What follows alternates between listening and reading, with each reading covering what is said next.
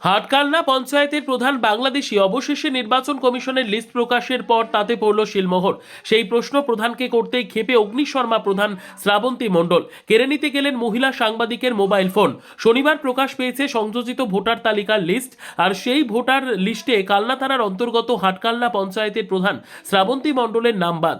শনিবার এই লিস্ট প্রকাশের পর তার বাড়ি যাওয়া হলে প্রথমে তিনি বাড়িতে ছিলেন না।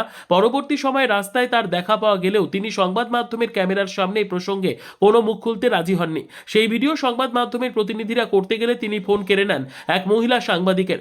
সংবাদ মাধ্যমের কর্মীদের প্রশ্নতেই তিনি ক্ষেপে অগ্নিশর্মা। পাশাপাশি কালনা পৌরসভা এলাকার এক জনপ্রতিনিধিরও নাম বাদ গিয়েছে বলে জানা গিয়েছে। এ প্রসঙ্গে বিজেপির কাটোয়া সাংগঠনিক জেলার সাধারণ সম্পাদক সুমন ঘোষ সেদিন শনিবার বিকেলে তিনি বলেন, ইতিমধ্যেই হাটকালনা পঞ্চায়েতের প্রধানের বিরুদ্ধে তিনি বাংলাদেশি। আমরা বিভিন্ন দপ্তরে অভিযোগ জানিয়েছিলাম, আমরা সেটা যে সঠিক ছিলাম আজকের এই লিস্টটা প্রমাণ করেছে।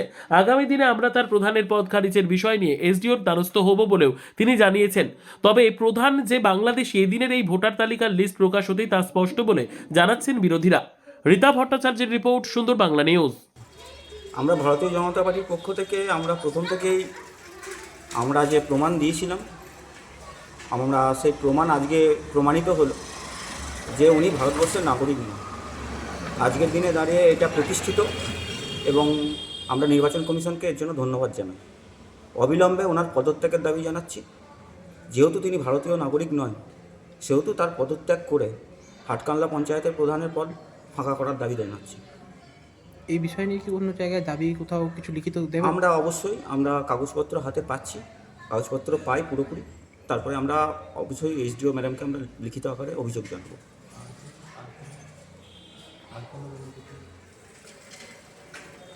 আর আমরা শুনতে পাচ্ছি আরও জনপ্রতিনিধি আছে কালনা শহরের বুকেও, তারও নাম বাদ গেছে। আমরা এখনও পর্যন্ত কাগজপত্র হাতে পাইনি। হাতে পাইলে আমরা সেই বিষয়েও আমরা যথাযথ ব্যবস্থা নেওয়ার জন্য সম্মানীয় এসডিও ম্যাডামকে আমরা আবেদন জানাবো।